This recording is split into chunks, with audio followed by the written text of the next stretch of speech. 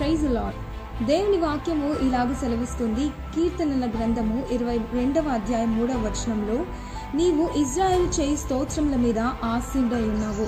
మనం ఎప్పుడైతే దేవుని స్తుతిస్తూ ఆరాధిస్తామో దేవుని సన్నిధి స్తుతించి ఆరాధించే వారి మధ్య నివసిస్తుందని వాక్యం సెలవిస్తుంది.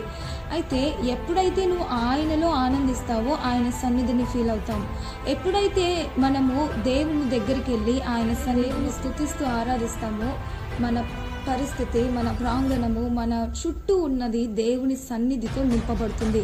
కానీ ఎప్పుడైతే మనము దేవుని ఆరాధించకుండా మన పరిస్థితులను బట్టి మన యొక్క బాధలను, మన చింత, దిగులును, వీటిని మనము మ్యాగ్నిఫై చేస్తున్నాం అనుకోండి, వీటిని ఆలోచిస్తున్నాం అనుకోండి, అక్కడ దేవుని సన్నిధి పని చేయదు.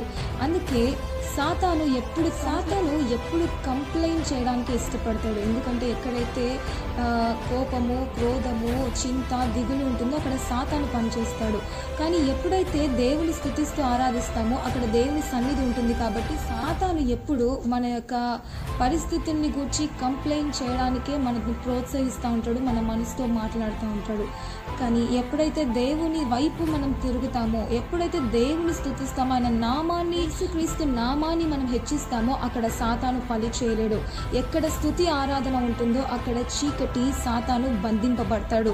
ఇది చేయాల్సిన మనము, దేవుని స్తుతించాల్సిన మనము మన పరిస్థితులను బట్టి ఆయన నామాన్ని హెచ్చించాలి. ఆయన నామాన్ని మన పరిస్థితుల్లోనికి తీసుకొని వచ్చినప్పుడు మన పరిస్థితుల నుంచి మనం విడుదల పొందుతాం. కానీ దీనికి బదులు మనం ఏం చేస్తామంటే, ఎప్పుడు మన ఆలోచనలని, చేసిన కార్యాలని పొగడకుండా దీనికి బదులుగా మనం ఎప్పుడు మన ప్రాబ్లమ్స్ని, మన చింతని, మన డిప్రెషన్ని, వీటిని ఆలోచిస్తూ వీటిని మ్యాగ్నిఫై చేస్తాం. అలాంటి సమయంలో ఏం జరుగుతుందంటే దేవుడు మనతో మాట్లాడుతున్న ఆయన స్వరాన్ని మనము వినలేకపోతాము. కాబట్టి ఎప్పుడైనా సరే ప్రతి పరిస్థితిలో, అన్నింటిలో మనము దేవుని స్తుతించి ఆరాధించే వారిగా ఉండాలి, కంప్లైంట్ చేసేవారిగా కాదు.